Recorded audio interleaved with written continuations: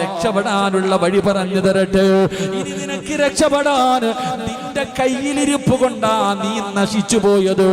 നിന്റെ വീടിന്റെ അകത്ത് ബർക്കത്തില്ലാത്തതോ, നിന്റെ കച്ചവടത്തില് ബർക്കത്തില്ലാത്തതോ, നിന്റെ ഭക്ഷണത്തില് ബർക്കത്തില്ലാത്തതോ, നിന്റെ സമ്പത്തില് ബർക്കത്തില്ലാത്തതോ, നിന്റെ ജീവിതത്തില് ബർക്കത്തില്ലാത്തതോ, നിന്റെ ദാമ്പത്യത്തില് ബർക്കത്തില്ലാത്തതോ, അതിന്റെ കാരണം എന്തെന്നറിയുമോ? നീ ചെയ്ത നന്ദികേടാ, നീ ചെയ്യുന്ന നന്ദികേടാ. നന്ദികേട് അല്ലാഹു പൊറുക്കൂല. ലൈന ശകർതും ലഅസീദന്നകും വലൈന കഫർതും മിൻ അദാബി ലശദീദ്. അല്ലാഹുവിനോട് നന്ദികേട് ചെയ്യരുത്.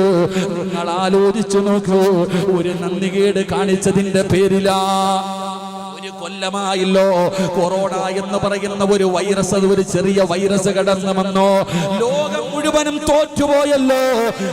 ശാസ്ത്ര സാങ്കേതിക വിദ്യകളുടെ പടവുകൾ മുഴുവനും കടന്നിട്ട് അല്ലാഹുവേ ചന്ദ്രനിൽ പോയിട്ടുണ്ടല്ലോ. അതാ ഓരോ ഗ്രഹങ്ങളിൽ പോയി താമസിക്കാറുള്ള കണ്ടുപിടുത്തങ്ങൾ നടത്തിക്കൊണ്ടിരിക്കുമ്പോ എല്ലാം ഞങ്ങളുടെ കൈക്കീഴിലാണെന്നുള്ള അഹങ്കാരത്തോടെ ജീവിച്ചപ്പോ അല്ല കാണിച്ചു തന്നില്ലേടോ, അല്ല കാണിച്ചു തന്നില്ലേടാ.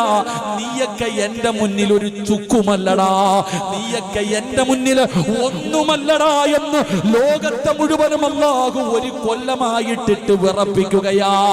മരുന്ന് പോലുമില്ലല്ലോ. ഒരൊറ്റ ചെറിയ വൈറസ് കൊണ്ട് അമേരിക്ക മുതൽ ഈ കേരളം വരെ സർവ്വ രാജ്യങ്ങളെയും അല്ലാഹു വിറപ്പിച്ചല്ലോ. എന്തിനെന്നറിയുമോ? നീയൊക്കെ എന്റെ അടിമയാണെന്ന് കാണിച്ചു തന്നതാ.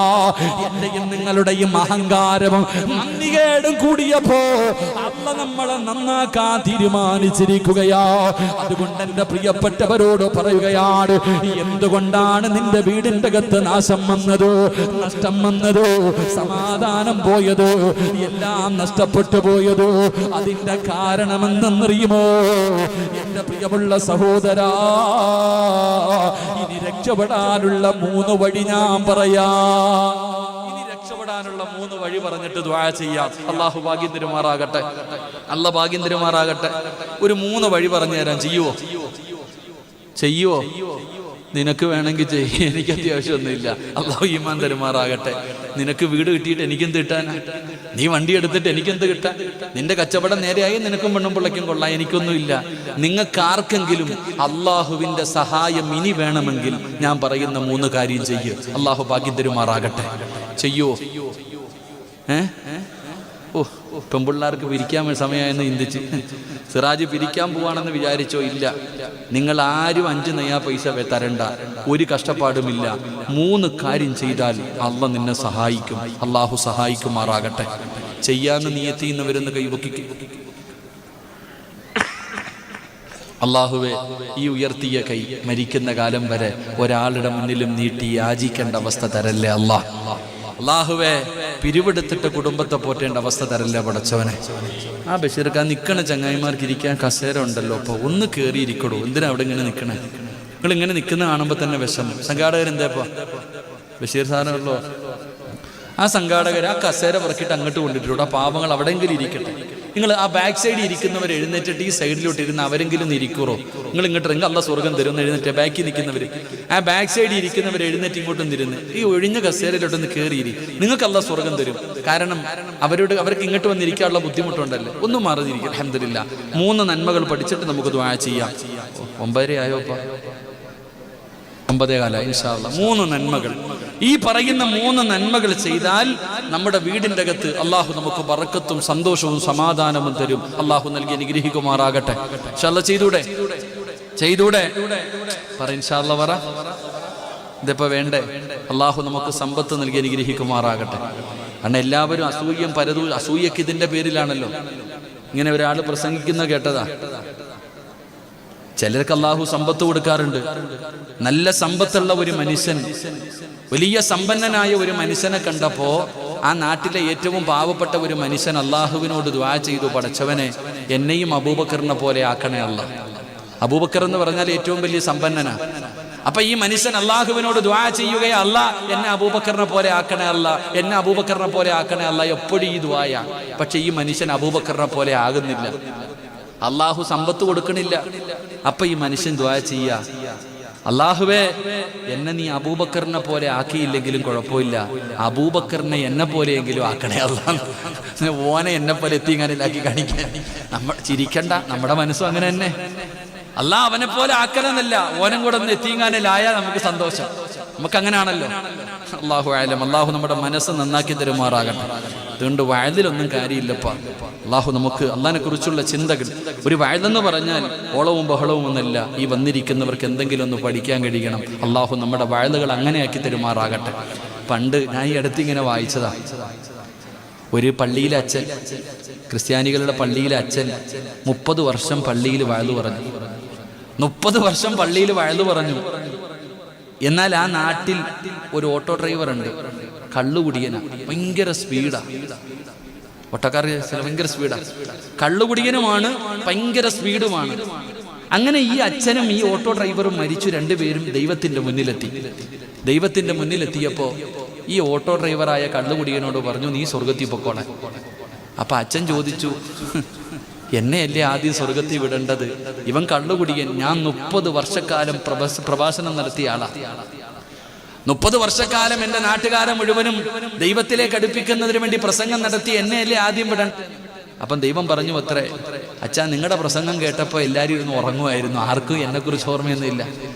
ഈ മനുഷ്യൻ 30 കാലം പ്രസംഗിച്ചപ്പോൾ, 30 വർഷം പ്രസംഗിച്ചപ്പോൾ കേട്ടവരൊക്കെ ഇരുന്ന് ഉറക്കം, അവർക്കൊന്നും ദൈവത്തെക്കുറിച്ചുള്ള ഓർമ്മയില്ലായിരുന്നു. പക്ഷെ ഇവന്റെ ഓട്ടോയ്ക്കകത്ത് ആരെങ്കിലും കയറിയ ഇറങ്ങുന്നത് വരെ ദൈവമേ ദൈവമേ ദൈവമേ എന്ന് വിളിച്ചുകൊണ്ടിരിക്കുക. കാരണം എന്തേ? ഇവൻ 120 പോണേ. ഇവൻ കള്ളും കുടിച്ചിട്ടുണ്ട്. കള്ളും കുടിച്ചിട്ട് ഇവൻ റോഡിലൂടെ, ഇവന്റെതാ റോഡെന്ന് പറഞ്ഞിട്ടാ പോണേ. അപ്പൊ ആര് ഓട്ടോയ്ക്കകത്ത് കയറിയാലും അള്ളാഹയെ വിളിക്കുക, ദൈവത്തെ വിളിക്കുക. അപ്പൊ ഏറ്റവും കൂടുതൽ ദൈവത്തെക്കുറിച്ച് ഓർമ്മപ്പെടുത്തിയത് ഇവനാ. അതുകൊണ്ടാണ് ഇവൻ ആദ്യം വിട്ടേന്ന്. നമ്മുടെ വയൽ അങ്ങനെ ആക്കരുത്. അള്ളാഹു കാക്കുമാറാകട്ടെ. അള്ളാഹു നമ്മൾക്ക് ഈമാൻ നൽകുമാറാകട്ടെ. അതുകൊണ്ട് എൻ്റെ പ്രിയമുള്ളവരെ, രക്ഷപ്പെടാനുള്ള 3 വഴികൾ, രക്ഷപ്പെടാനുള്ള 3 വഴികൾ അള്ളാഹു നമ്മുടെ ഈ മുഖത്ത് കണ്ട പുഞ്ചിരി മരിച്ചു കിടക്കുമ്പോഴും നിലനിർത്തി തരുമാറാകട്ടെ. അള്ളാഹു നിലനിർത്തി തരുമാറാകട്ടെ. എന്റെ പ്രിയമുള്ളവരെ, നിങ്ങൾ വിഷമിക്കണ്ട. ഈ പറയുന്ന 3 കാര്യങ്ങൾ നിങ്ങൾക്കൊന്ന് ചെയ്യാൻ കഴിയുമോ? അനസ് ഇബ്നു മാലിക് റളിയല്ലാഹു തആല അൻഹു, യാ ബുനയ്യ ഇദാ ദഖൽത അലാ അഹ്ലിക ഫസല്ലിം യകൂനു അല്ലാഹുവിന്റെ റസൂൽ പറയുകയാണ്, ഫസല്ലിം യകൂനു ബറകതൻ അലൈക വഅലാ അഹ്ലി ബൈതിക. അല്ലാഹുവിന്റെ പ്രവാചകൻ അവിടെന്ന് പറഞ്ഞു തരികയാ, പടച്ചവൻ നിങ്ങൾക്ക് ബറക്കത്ത് ചെയ്യണോ? നിന്റെ വീട്ടിൽ ബറക്കത്ത് വേണോ? നിന്റെ കടയിൽ ബറക്കത്ത് വേണോ? നിന്റെ വാഹനത്തിൽ ബറക്കത്ത് വേണോ? നിന്റെ കച്ചവടങ്ങളിൽ ബറക്കത്ത് വേണോ? അല്ലാഹുവിന്റെ പ്രവാചകൻ അനസ് ഇബ്നു മാലിക് റളിയല്ലാഹു തആല അൻഹുവിനോട് വീട്ടിലേക്ക് പോകുന്ന അനസിനെ വിളിച്ചിട്ട് അല്ലാഹുവിന്റെ റസൂൽ പറഞ്ഞു, യാ ബുനയ്യ, ഈ പൊന്നുമോനെ, നീ എന്ത് ചെയ്യണമെന്നറിയുമോ? ഇദാ ദഖൽത അലാ അഹ്ലിക, നീ നിന്റെ കുടുംബത്തിലേക്ക് ചെന്നാൽ, നീ നിന്റെ വീടിന്റെ മുന്നിലേക്ക് ചെന്നാൽ, നീ വീടിന്റെ അകത്ത് കയറുന്നതിന് മുമ്പ് നീ പറയണേ, അസ്സലാമു അലൈക്കും വറഹ്മത്തുള്ളാഹി തആല വബറകാതുഹു. നീ സലാം പറഞ്ഞ നിനക്കും നിന്റെ വീട്ടുകാർക്കും അല്ലാഹു ബർക്കത്ത് ചെയ്യുമെന്ന് ആദരവായ പ്രവാചകൻ നബി മുഹമ്മദ് മുസ്തഫ സല്ലല്ലാഹു അലൈഹി വസല്ലം. അല്ലാഹു ഈമാൻ തരുമാറാകട്ടെ. എന്തേ പറഞ്ഞത്? നീ വീട്ടിലേക്ക് ചെന്നാൽ നിന്റെ വീട്ടുകാരോട് നീ സലാം പറ, അല്ലാഹു നിനക്ക് രക്ഷപ്പെടുത്തി തരുമെന്ന് നബി മുഹമ്മദ് മുസ്തഫ. വീട്ടിൽ ചെല്ലുമ്പോ സലാം പറയുന്ന എത്ര പേരുണ്ട്? ഒന്ന് കൈവക്കിക്കേ, ഒന്ന് താഴ്ത്തിക്കേ. എങ്ങനാ സലാം പറയാ? അസ്സലാമു അലൈക്കും. സലാം 3 രീതിയിൽ. 1 അസ്സലാമു അലൈക്കും, 2 അസ്സലാമു അലൈക്കും വറഹ്മത്തുള്ളാഹി, 3 അസ്സലാമു അലൈക്കും വറഹ്മത്തുള്ളാഹി തആല വബറകാതുഹു. ഇതിലെ ഏതാ പിടിക്കേണ്ടത്? എങ്ങനെ സലാം പറയേണ്ടത്? അസ്സലാമു അലൈക്കും വറഹ്മത്തുള്ളാഹി തആല. ഇത് പരിപൂർണമായിട്ട് പറയണം, പകുതി വേണ്ട. KL 15 N 78 79 വാഗനർ വണ്ടിയാണ്. ദയവ് ചെയ്തൊന്ന് മാറ്റി കൊടുക്കാം. KA 12B 30 26 അത് ഓട്ടോയാണെന്ന് തോന്നുന്നു. ഒരു ഓട്ടോയും ഒരു വാഗനറും. ഒന്ന് ദയവ് ചെയ്യും, കാരണം അവിടെ വണ്ടി തടസ്സമായി കിടക്കുന്നത് കൊണ്ടാണ്. എന്റെ പ്രിയമുള്ള സഹോദരങ്ങളെ, നീ നിന്റെ വീട്ടിൽ ചെല്ലുമ്പോ നീ സലാം പറ. നീ സലാം പറഞ്ഞാൽ നിനക്കും നിന്റെ വീട്ടുകാർക്കും അള്ളാഹു ബർക്കത്ത് ചെയ്യുമെന്ന് നബി മുഹമ്മദ് മുസ്തഫ. നമ്മള് പലരും ആരാപ്പം മടിയ പെണ്ണുമ്പിള്ളയുടെ മുഖത്ത് നോക്കിയിട്ട് എങ്ങനെ സലാം പറയും? അല്ലേ, നാണക്കേട്. ഇന്ന് വയലങ്ങാനം കഴിഞ്ഞിട്ട് വീട്ടിൽ പോയിട്ട് ഇങ്ങനെ ബെല്ലടിക്കും. ആമിനാത്ത ഉറക്കത്തിൽ നിന്ന് എഴുന്നേറ്റ് ഇങ്ങനെ ടിവിയുടെ ഫ്രണ്ടില്ല, 10 മണി ആയതുകൊണ്ട് ഓളിങ്ങനെ എഴുന്നേറ്റ് വരുമ്പോ അസ്സലാമു അലൈക്കും വറഹ്മത്തുള്ളാഹി തആല വബറകാതുഹു, ഓള് വെടികൊണ്ടതുപോലെ നിൽക്കുക. കാരണം ആദ്യമായിട്ട് നടക്കുക. എന്ത് പറ്റി അല്ലാ ഇങ്ങാർക്ക്? വല്ലതും കൂടിയോ? വല്ലതും കൂടിയോ? അതാ ചിരിക്കണ്ട, നീ വീട്ടിൽ പോയി പറഞ്ഞു നോക്ക്. കാരണം ഇന്ന് വരെ നീ പറഞ്ഞിട്ടില്ല. ഫോൺ വിളിച്ചാ ഹലോ, ഫോൺ വിളിച്ചാൽ തന്നെ ഹലോ. പെണ്ണുമ്പുള്ളയെ അപ്പൊ പറയൂ ഉസ്താദെ അറിയാത്ത നമ്പരല്ലേ. എടാ, സ്വന്തം പെണ്ണുമ്പുള്ള വിളിക്കുമ്പോ സലാം പറയണ എത്ര പേരുണ്ട്? എടാ, നിന്റെ മൊബൈലിൽ സേവ് ചെയ്ത് വെച്ചിട്ടുണ്ട് പലരുടെയും നമ്പര്. നീ വിളിക്കുമ്പോ വിളിക്കുന്നത് ആരാണെന്ന് നിനക്കറിയാം. മുസ്ലിമാണോ അമുസ്ലിമാണോ നിനക്കറിയാം. എന്നാലും നീ ഹലോ, അതന്നെ. എന്നാ സലാം പറയാൻ എന്തേ പഠിക്കാത്ത? എന്തേ? അള്ളാഹുവിന്റെ ഗുണവും രക്ഷയും നിന്റെ മേലുണ്ടാകട്ടെ. എന്തൊരു ദുആയ. വഅലൈക്കുമുസ്സലാം റഹ്മത്തുള്ളാഹി തആല. എന്തുപ്പാ എന്തു പറ്റി?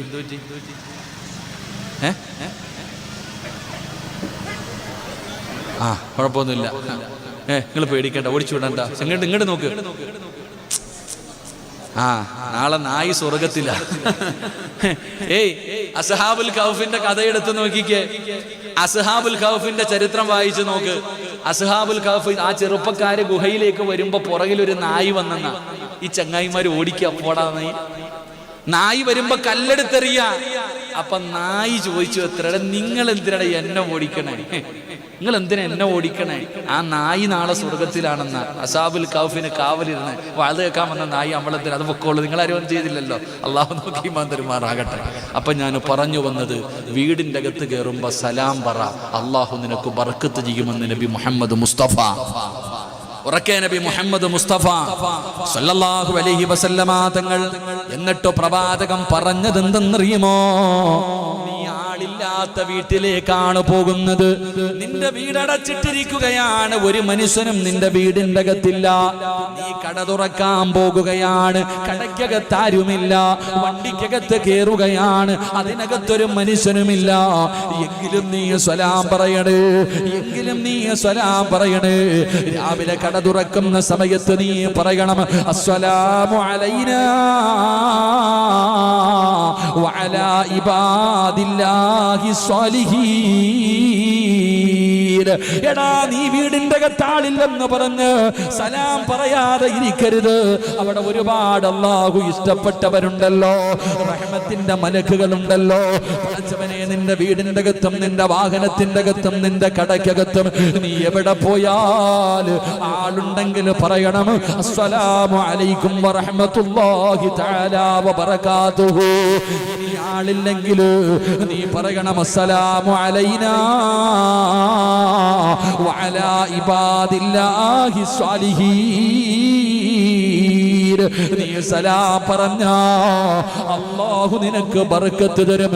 നിനക്കും നിന്റെ വീട്ടുകാരിലും അല്ലാഹു ബർക്കത്ത് ചെയ്യുമെന്ന് നബി മുഹമ്മദ് മുസ്തഫ സല്ലല്ലാഹു അലൈഹി വസല്ലമ തങ്ങൾ പറയുമ്പോൾ, എന്നിട്ട് പ്രവാചകം പറയുകയാണ്, അല്ലാഹുവിന്റെ റസൂൽ പറയുകയാ, ഖാല റസൂലുള്ളാഹി സ്വല്ലല്ലാഹു അലൈഹി വസല്ലം, ഇന്ന ഔലന്നാസി ബില്ലാഹ് മൻ ബദഅഹും ബിസ്സലാം. മത്സരിക്കണം സലാം പറയാൻ. അവൻ എന്നോട് പറയട്ടെ, അവൻ എന്നോട് പറയട്ടെ, അവൾ എന്നോട് പറയട്ടെ എന്ന് കരുതരുത്. ആദ്യം സലാം പറയണേ, ആദ്യം സലാം പറയണേ. ആരാണോ ആദ്യം പറയുന്നത് പലർക്കും മടിയതാണ്. പിണങ്ങി നടക്കുന്നവനോട്, കൂടപ്പുറപ്പിനോട്, കൂട്ടുകാരനോട്, അയൽവാസിയോട് സലാം പറയാ പലർക്കും മടിയാണ്. അവൻ ഇങ്ങോട്ട് വന്ന് പറയട്ടെ എന്ന് കരുതരുത്. ആദ്യം ആരാണോ സലാം പറയുന്നത്, ആദ്യം സലാം പറയുന്ന മനുഷ്യന് അല്ലാഹു കൊടുക്കുന്ന പ്രതിഫലം എന്തെന്നറിയുമോ? അവൻ അല്ലാഹുവിലേക്ക് അടുക്കുമെന്ന് നബി മുഹമ്മദ് മുസ്തഫ മുസ്തഫ. അല്ലാഹുവേ, പടച്ച റബ്ബിലേക്ക് അടുക്കാനുള്ള ഭാഗ്യമോ. അതുകൊണ്ട് വിശദീകരിക്കുന്നില്ല, ഈ പറയുന്ന 3 കാര്യങ്ങളെ വിശദീകരിക്കുന്നില്ല. അല്ലാഹുവേ, രണ്ടാമത്തെ കാര്യം എന്തെന്നറിയുമോ? മഹാനായ നബി മുഹമ്മദ് മുസ്തഫ,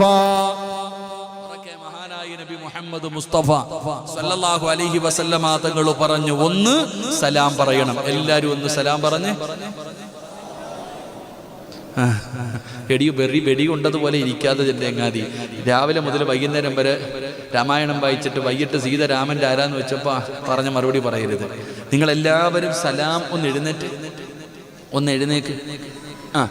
എഴുന്നേക്ക്, പൊക്കടാ ചങ്ങാതി, പൊങ്ങ്. സല്ലല്ലാഹു അലൈഹി വസല്ലമ തങ്ങൾ പറഞ്ഞു, ഈ സലാം വെറുതെ ആകത്തില്ലട്ടാ. സലാം പറഞ്ഞപ്പോൾ ചിലർക്ക് ചിരി, കോമഡി. എങ്കിൽ ഈ സലാം പറഞ്ഞതിലൂടെ നിങ്ങൾക്ക് കിട്ടുന്ന ഒരു പ്രതിഫലം, നാളെ ഒരാൾ സ്വർഗത്തിലും ഒരാൾ നരകത്തിലും. സ്വർഗത്തിൽ കിടക്കുന്നവനോട് അള്ളാഹു ചോദിക്കും, എന്താടാ നിനക്കൊരു സന്തോഷമില്ലാത്തത്?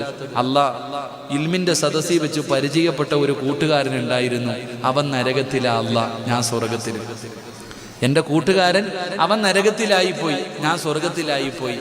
എൻ്റെ കൂട്ടുകാരൻ നരകത്തിൽ കിടക്കുമ്പോൾ എങ്ങനെ എനിക്ക് സന്തോഷം വരിക? നിനക്ക് അത്രയും ഇഷ്ടമാണോ? അതേ പടച്ചവനെ, എന്നാ പോയി വിളിച്ചിട്ട് വാടാ. പറയും, പോയി വിളിച്ചിട്ട് വാടാ. ചിലപ്പോൾ ഇന്ന് സലാം പറഞ്ഞത് നാളെ അവിടെ ഉപകാരപ്പെടും. അള്ളാഹു അങ്ങനെയാക്കി തെരുമാറാകട്ടെ. അങ്ങനെ ആക്കി തെരുമാറാകട്ടെ. എൻ്റെ പ്രിയമുള്ളവരെ, രണ്ടാമത്തെ കാര്യം എന്താ? നല്ലതുപോലെ പഠിച്ചോ. മഹാനായ നബി മുഹമ്മദ് മുസ്തഫ സല്ലല്ലാഹു അലൈഹി വസല്ലമ തങ്ങൾ പറയുകയാണ്, ഇജ്തമിഉ അലാ തുആമികും ഉദ്കുറു ഇസ്മല്ലാഹി അലൈക്കും. അല്ലാഹുവിന്റെ പ്രവാചകൻ അവിടെ നിന്ന് പറയുകയാണ്, രണ്ടാമത്തെ കാര്യം, എൻ്റെ പ്രിയമുള്ള സഹോദരങ്ങളെ, സ്വന്തം വീടിൻ്റെ അകത്ത് ഭാര്യയും മക്കളും ഭർത്താവും ഒരുമിച്ചിരുന്ന് ഭക്ഷണം കഴിക്കുന്ന ആരെങ്കിലും ഉണ്ടെങ്കിൽ ഒന്ന് കൈപൊക്കിക്കേ, കൈ താഴ്ത്തിയിട. ഈ ഒരുമിച്ചെന്ന് പറഞ്ഞാൽ ഡൈനിങ് ടേബിളിന്റെ ചുറ്റുഭാഗത്തല്ല. ഡൈനിങ് ടേബിളിന്റെ ചുറ്റും പ്ലേറ്റ് വെച്ചിട്ട് തിന്നുന്നവരല്ല. ഒരു പ്ലേറ്റിന്റെ അകത്ത് നിന്ന് കൈയിട്ട് വാരി തിന്നുന്ന ആരെങ്കിലും ഉണ്ടെങ്കിൽ ഒന്ന് കൈപൊക്കിക്കേ. നിനക്ക് ബർക്കത്ത് കിട്ടും, കാത്തിരുന്നോ. അല്ലാഹു കാക്കുമാറാകട്ടെ. അവിടെയാണ് പോയിന്റ്. നിങ്ങൾ ഭക്ഷണം കഴിക്കുമ്പോ ഒരുമിച്ചിരിക്കും. എന്നാ നിന്റെ വാപ്പ, നിന്റെ ഉമ്മ 10 പ്ലേറ്റ് ഉണ്ടായിരുന്നോ വീട്ടിൽ? ഒരു നല്ല ബൈസൻ, മാഷാ അല്ലാഹ്. നമ്മൾ ഇപ്പഴാ ബൈസനൊക്കെ പണ്ട് ചട്ടിയാ, ഇപ്പോഴല്ലേ ബൈസൻ. പണ്ട് ഉമ്മ ചട്ടി, ഈ സിമെന്റ് കുഴക്കണ വിഷയം പോലെ ഉമ്മ ചട്ടിക്കകത്തിട്ടിട്ടൊരു കുഴയുണ്ടായിരുന്നു. എന്റെ പൊന്നാര ചങ്ങാതിമാരെ, ഒരുമിച്ചിരുന്ന് ഒരു പാത്രത്തിൽ ഭക്ഷണം കഴിക്ക്, അള്ളാഹു നിനക്ക് ബർക്കത്ത് ചെയ്യുമെന്ന് നബി മുഹമ്മദ് മുസ്തഫ സല്ലല്ലാഹു അലൈഹി വസല്ലമ തങ്ങൾ പറയുകയാ. അല്ലാഹുവിന്റെ പ്രവാചകൻ പറയുകയാണ്, ഈ നാട്ടിൽ അല്ലാഹ് ഇഷ്ടപ്പെട്ട വീട് ഏതെന്നറിയുമോ?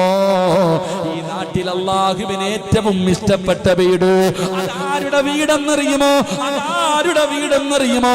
അല്ലാഹുവിന്റെ റസൂൽ പറയുകയാ, ഏത് വീടിന്റെ അകത്താണോ ഭാര്യയും ഭർത്താവും മക്കളും ഒരു പാത്രത്തിനകത്തിരുന്ന് ഭക്ഷണം കഴിക്കുന്നത്, ആ വീടാണ് ആകാശത്തിന്റെ കീഴില് അല്ലാഹുവിന് ഏറ്റവും ഇഷ്ടപ്പെട്ട വീടെന്ന് നബി മുഹമ്മദ് മുസ്തഫ. ഒരുമിച്ച് ഭാര്യയും ഭർത്താവും മക്കളും ഒരു പാത്രത്തിൽ നിന്ന് ഭക്ഷണം കഴിക്കുന്ന വീട്, അത് അല്ലാഹുവിന് ഇഷ്ടപ്പെട്ട വീടാ. ആ വീട്ടിൽ ഒരിക്കലും ബർക്കത്തില്ലായ്മയുണ്ടാകില്ല. അവിടെ ബർക്കത്ത് അല്ലാഹു നൽകുമെന്ന് നബി മുഹമ്മദ് മുസ്തഫ സല്ലല്ലാഹു അലൈഹി വസല്ലം. അല്ലാഹു ഈമാൻ തരുമാറാകട്ടെ. തിന്നാറുണ്ടോ? പണ്ടൊക്കെ ഭാര്യയും ഭർത്താവും ഒരു പാത്രത്തിൽ കഴിക്കും. ഭാര്യയും ഭർത്താവും മക്കളും ഒരു പാത്രത്തിൽ നിന്ന് ഭക്ഷണം വാരി കഴിക്കും. ഇന്നെവിടെ? സ്വന്തം പെണ്ണുമ്പുള്ള തന്നെ ഭർത്താവ് പീഡിപ്പിച്ചു എന്ന് പറഞ്ഞ് കേസ് കൊടുക്കുക. എന്തുകൊണ്ട്? സ്വന്തം ഭർത്താവിനെ പീഡിപ്പിച്ചെന്ന കേസ് ഒന്ന് അടിച്ചു വിരിഞ്ഞാൽ മതി. പിന്നെ ഏറ്റവും വലിയ എന്തുകൊണ്ടെന്നറിയോ? നിങ്ങൾ നോക്ക്, എടാ, കൂടപ്പിറപ്പുകൾക്കാടാ ഏറ്റവും വലിയ ശത്രുത, നാട്ടുകാർക്കല്ല. ഒരുത്തൻ നന്നാവുന്നത് ഇവന് തന്നെ ഇഷ്ടപ്പെടത്തില്ല. നിങ്ങൾ ചിന്തിച്ചു നോക്ക്. പണ്ട് കൂടപ്പിറപ്പുകൾ എന്ന് പറഞ്ഞാൽ ഒരു ബന്ധമുണ്ടായിരുന്നു. ഈ ഒരു പ്ലേറ്റിൽ നിന്ന് ഭക്ഷണം കഴിക്കുമ്പോൾ പണ്ട് നമ്മുടെ ഉമ്മമാര് നമുക്ക് ചോറ് വരും. പടച്ചോനെ, ഉമ്മ ഇങ്ങനെ കുഴയ്ക്കും, കറിയും ചമ്മന്തിയും രസമൊക്കെ ഇട്ടങ്ങോട്ട് കുഴച്ചിട്ട് ഉമ്മ ഇങ്ങനെ ചോദിക്കും, വേണോടാ? ഓടിച്ചെല്ലും താവുമ്മ എന്ന് പറഞ്ഞു. അല്ലേ? അള്ളാഹു നമ്മുടെ ഉമ്മമാർ മരിച്ചുപോയവർക്ക് അള്ളാഹു പുറത്തു കൊടുക്കുമാറാകട്ടെ. ജീവിച്ചിരിക്കുന്നവർക്ക് അള്ളാഹു ദീർഘായുസ് നൽകുമാറാകട്ടെ. ഉമ്മാടെ കയ്യിൽ നിന്ന് ഭക്ഷണം വാങ്ങിച്ച് കഴിക്കാത്ത ഏതെങ്കിലും മക്കളുണ്ടോ? നമ്മളൊക്കെ കഴിച്ചിട്ടുണ്ട്. എന്നാൽ നിങ്ങൾ ഇന്ന് വീട്ടിൽ പോകണം. ഇന്ന് നിങ്ങൾ വീട്ടിൽ പോയിട്ട് ഒരു 5 വയസ്സ്, കൂടുതലൊന്നും വേണ്ട, ഒരു 5 6 വയസ്സുള്ള, ഒരു 4 5 വയസ്സുള്ള മകന്റെ മുന്നിൽ വെച്ചിട്ട് ചോറ് വാരി പാത്രത്തിൽ ഇട്ടിട്ട് ഇളക്കണം. കറിയും ചോറെല്ലാം കൂടി ഇട്ട് ഇങ്ങനെ അങ്ങോട്ട് കുഴച്ചിട്ട് ചോദിക്കണം, വേണോടാ? അവൻ പറയും വാപ്പ തിന്നോളാൻ. കാരണം അവൻ വേസ്റ്റ് എന്നാ വിചാരിക്കണേ. ഉപ്പ കൈയിട്ടാ പിന്നെ ആര് തിന്നാൻ? നിങ്ങൾ ചിരിച്ചതല്ല, നിങ്ങൾ ചെയ്തു നോക്ക്. നിന്റെ മകന്റെ മുന്നിൽ വെച്ച് നീ ചോറിളക്കിയിട്ട് വേണോന്ന് ചോദിര്, അവന് വേണം. ഒരാൾ കൈയിട്ട് തിന്നാൻ പാടില്ല. സ്വന്തം വാപ്പയാണെങ്കിലും ഉമ്മയാണെങ്കിലും എന്തിന്? നീ തിന്നതിന്റെ ബാക്കി നിന്റെ പെണ്ണുമ്പോൾ തിന്നോ? നീ കഴിച്ചതിന്റെ ബാക്കി നിന്റെ ഭാര്യ തിന്നോ? തിന്നൂല്ല. കാരണം എന്തേ? അങ്ങനെ പഠിച്ചിട്ടില്ല. എന്റെ പ്രിയപ്പെട്ട സഹോദരങ്ങളെ, ഹാരിസിന്റെ മകൻ മുഹമ്മദ്, ബാക്കി എന്താ, മുഹമ്മദ് അമീൻ ഇവിടെ ഉണ്ടെങ്കിൽ, മുഹമ്മദ് അമീൻ എന്ന് പറഞ്ഞ മോനുണ്ടെങ്കിൽ ഒന്ന് കൈവക്കുക. മോൻ ഇവിടെ ഉണ്ടെങ്കിൽ അവൻ വണ്ടി ഇരുന്ന് വാത് കേൾക്കുന്നുണ്ട്. വാപ്പ ടെൻഷനൊന്നും അടിക്കേണ്ട, അവൻ സ്വർഗത്തിയുണ്ട്, നീ അവിടെ തന്നെ ഇരുന്നോ. വാപ്പ ടെൻഷനില്ല, മോനെ കാണുന്നില്ലെന്ന്. വാപ്പ സ്വർഗത്തിന്റെ വാപ്പ പുറത്തും മോൻ സ്വർഗത്തിന്റെ മുന്നിലുവാ. അള്ളാഹു അവന്റെ കൈ പിടിച്ചു പോകാൻ വാപ്പയ്ക്ക് ഭാഗ്യം കൊടുക്കുമാറാകട്ടെ. എന്റെ പ്രിയമുള്ള സഹോദരങ്ങളെ, നിങ്ങൾ വീടിന്റെ അകത്ത് ഒരുമിച്ചിരുന്ന് ഭക്ഷണം കഴിക്ക്. ഒരു ഭാര്യയും ഭർത്താവും കൂടെ ഒരു പാത്രത്തിന്റെ അകത്തുനിന്ന് ഭക്ഷണം കഴിക്കുമ്പോ മനസ്സുകൾ തമ്മിൽ സ്നേഹമുണ്ട്, മനസ്സുകൾ തമ്മിൽ അടുക്കുകയാ, സ്നേഹബന്ധങ്ങളുണ്ട്. ഉമ്മയാരാ, ഉപ്പയാരാ, കൂടപ്പുറപ്പാരാ, ഒരു ബന്ധമുണ്ടായിരുന്നു. ഇന്നങ്ങനല്ല.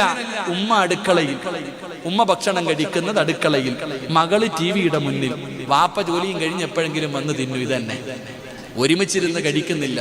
അതുകൊണ്ട് അള്ളാഹു നിന്റെ ജീവിതത്തിൽ ബറക്കത്ത് ചെയ്യണോ, നാളെ രാവിലെ പോയിട്ട് നല്ല ഒരു ബൈസം വാങ്ങും. നല്ലൊരു ബൈസം വാങ്ങിയിട്ട് എന്ത് ചെയ്യണം? ഒരുമിച്ചിരുന്നിട്ട് എല്ലാവരും കൂടെ ഭക്ഷണം കഴിക്ക്. നിന്റെ ജീവിതത്തിൽ ബറക്കത്തുണ്ടാകും. അള്ളാഹു ഭാഗ്യം തരുമാറാകട്ടെ. ഇൻഷാ അല്ലാഹ്, ഇൻഷാ അല്ലാഹ്. കഴിക്കാന്ന് നിയത്ത് ചെയ്യുന്നവരെ കൈവക്കിക്ക്. ഇന്ന് രാത്രി മുതൽ ഒരുമിച്ചിരുന്ന ഭക്ഷണം കഴിച്ചു പഠിക്ക്. അള്ളാഹു നമുക്ക് ബറക്കത്ത് ചെയ്യുമാറാകട്ടെ. 3 എന്റെ പ്രിയമുള്ള സഹോദരങ്ങളെ, ഞാൻ നിർത്തുകയാണ്. അല്ലാഹുവിന്റെ പ്രവാചകൻ സല്ലല്ലാഹു അലൈഹി വസല്ലമ തങ്ങൾ പറയുകയാ, ഈ 2 കാര്യങ്ങൾ നിങ്ങൾ ചെയ്തതിലൂടെ നിങ്ങൾക്ക് ബർക്കത്താണ്. 3ാമത്തെ കാര്യം എന്തെന്നറിയുമോ? നിന്റെ വീടിന്റെ ഐശ്വര്യം പോകാൻ, നിന്റെ കച്ചവടം മുഴുവനും നഷ്ടത്തിലാകാൻ, നീ ഇത്രയും പെട്ടെന്ന് ഒന്നുമില്ലാത്തവനാകാനുള്ള കാരണം എന്തെന്നറിയുമോ? അല്ലാഹുവിന്റെ പ്രവാചകൻ നബി മുഹമ്മദ് മുസ്തഫ സല്ലല്ലാഹു അലൈഹി വസല്ലമ തങ്ങൾ പറയുകയാണ്, ഇദാ സഖത്തതു ലുക്മതു അഹദികും. അല്ലാഹുവിന്റെ പ്രവാചകൻ സല്ലല്ലാഹു അലൈഹി വസല്ലമ തങ്ങൾ ആയിഷ ബീബി റളിയല്ലാഹു തആല അൻഹയുടെ വീടിന്റെ അകത്തേക്ക് കടന്നു വരികയാ.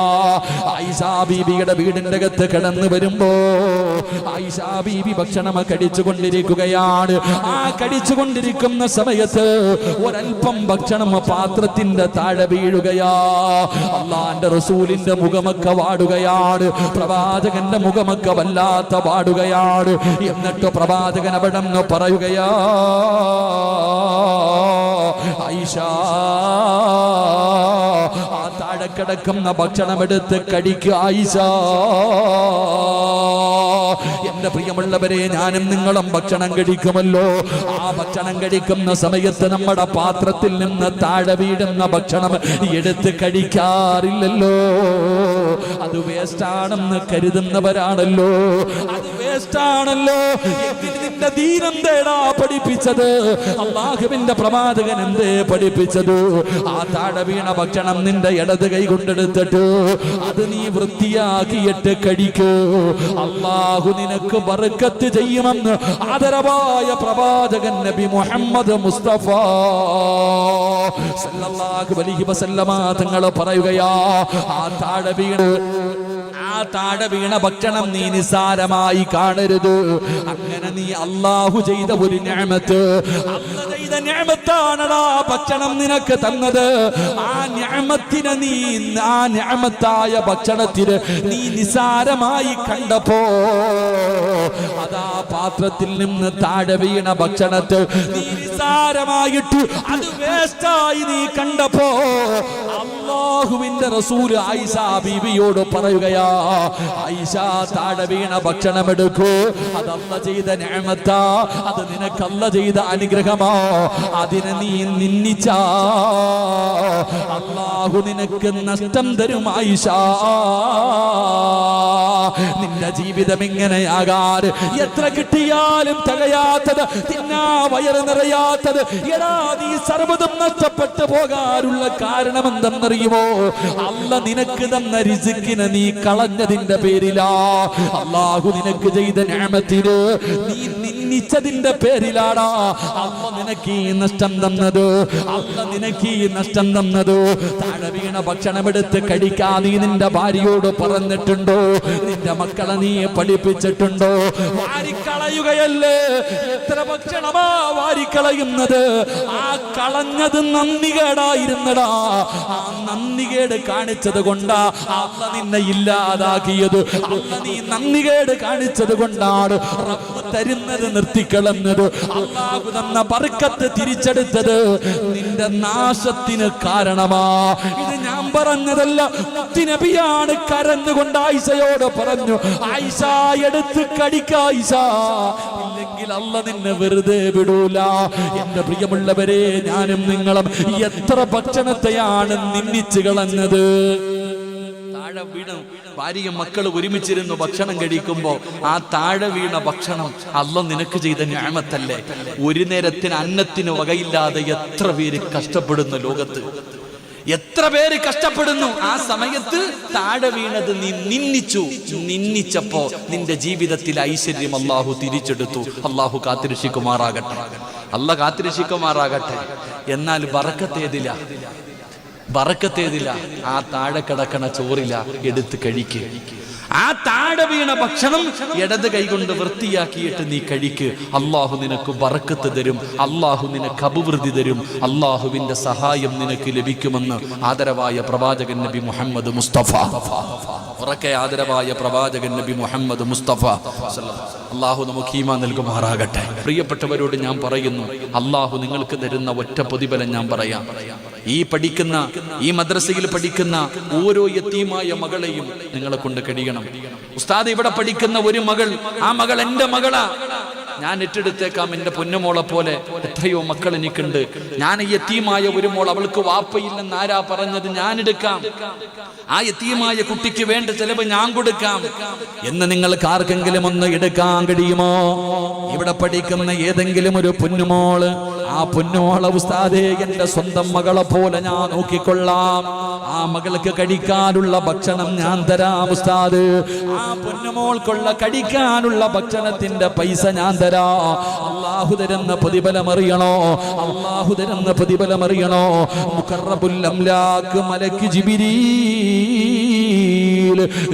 അലൈഹിസ്സലാം അല്ലാഹുവിന്റെ പ്രവാചകന്റെ മുന്നിലേക്ക് കടന്നു വരികയാ. യാ റസൂലല്ലാഹ്, നാളെ പ്രവാചകന്റെ മുന്നിലേക്ക് കടന്നു വരും യാത്ര പറയാൻ. അവിടെ നിന്ന് യാത്ര പറയാൻ കടന്നു വരുമ്പോ നല്ലതുപോലെ യാത്രയാക്കിക്കോ നബിയേ. ഇനി തിരിച്ചു വരില്ല നബിയേ, ഇനി തിരിച്ചു വരില്ല നബിയേ. അല്ലാഹുവിന്റെ റസൂലിന്റെ മുന്നിൽ ജിബ്രീൽ എന്ന് പറയുന്ന മലക്ക് വന്ന് പറഞ്ഞു കൊടുക്കുകയാ. അല്ലാഹുവിന്റെ പ്രവാചകൻ സല്ലല്ലാഹു അലൈഹി വസല്ലമ തങ്ങള് അതാ അബ്ദുറഹ്മാൻ ഇബ്നു ഔഫ് റളിയല്ലാഹു തആല അൻഹു പ്രവാചകന്റെ മുന്നിലേക്ക് കടന്നു വരികയാണ്. യാത്ര പോകുകയാണ്. സഹാബികൾ കൂടെയുണ്ട്. എല്ലാവരും പ്രവാചകന്റെ മുന്നിൽ വന്ന് സലാം പറഞ്ഞു. യാത്ര പോകുമ്പോ റസൂലുള്ളാഹി പുറകെ നടന്നു പോവുകയാ. അബ്ദുറഹ്മാൻ ഇബ്നു ഔഫ് റളിയല്ലാഹു തആല അൻഹുവിന്റെ പുറകെ അല്ലാഹുവിന്റെ റസൂൽ ഇങ്ങനെ നടന്നു പോയി. വാഹനത്തിന്റെ ചാരത്ത് ചെന്നപ്പോ റസൂലുള്ളാഹി കെട്ടിപ്പിടിക്കുകയാ.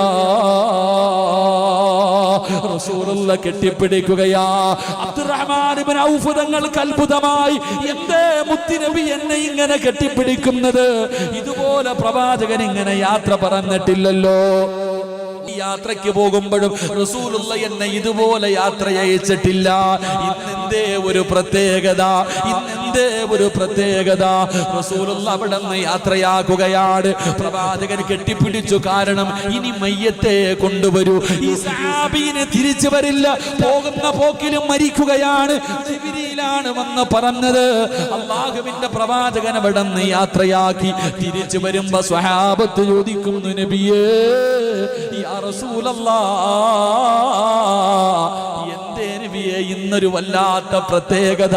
റസൂലുള്ളാഹിയുടെ കണ്ണ് നിറയുന്നുണ്ട്, മുത്തുനബിയുടെ കണ്ണ് നിറയുന്നുണ്ട്. പ്രവാചകന് പറയാൻ കഴിയില്ലല്ലോ ഇനി ഈ സഹാബി തിരിച്ചു വരില്ലെന്ന്. അല്ലാഹുവിന്റെ പ്രവാചകൻ അവിടെ നിന്ന് പറഞ്ഞു, നിങ്ങൾക്ക് പിന്നീട് മനസ്സിലാകുന്നു സഹാബ, ഈ പെൺമക്കൾക്ക് ഭക്ഷണം കൊടുക്കുന്നവർ, ഈ യതീമായ മക്കളെ പോറ്റുന്നവർ, ഈ യതീഖാനയ്ക്ക് വേണ്ടി 1 രൂപ കൊടുക്കുന്നവർ, അല്ലാഹ് നിങ്ങൾക്ക് തരുന്ന പ്രതിഫലം അറിയണോ? മഹാനായ പ്രവാചകൻ സല്ലല്ലാഹു അലൈഹി വസല്ലമ തങ്ങൾ അബ്ദുറഹ്മാൻ ഇബ്നു ഔഫ് തങ്ങളെ യാത്രയാക്കുകയാണ്. പടച്ചവനെ, ഒരു ദിവസം അല്ലാഹുവിന്റെ റസൂൽ സഹാബത്തിന്റെ മുന്നിലിരിക്കുമ്പോ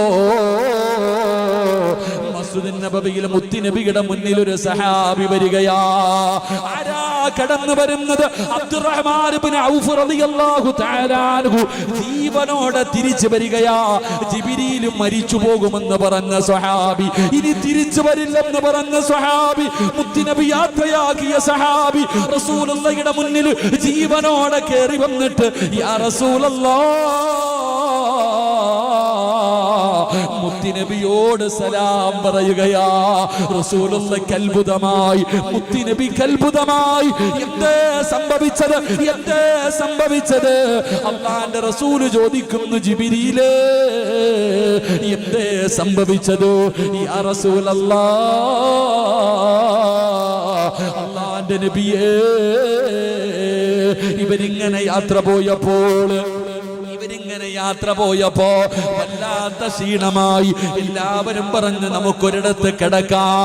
അബ്ദുറഹ്മാൻ ഇബ്നു ഔഫ് തങ്ങളോട് എല്ലാവരും പറഞ്ഞു നമുക്കൊന്ന് റെസ്റ്റ് എടുക്കാം. പടച്ചവനെ, അങ്ങനെ എല്ലാവരും ഒരു സ്ഥലം കണ്ടെടുത്തു. അതിന്റെ പരിസരത്തൊരു വീടുണ്ട്. സ്വഹാബികൾ ആ വീടിന്റെ മുന്നിൽ ചെന്നു.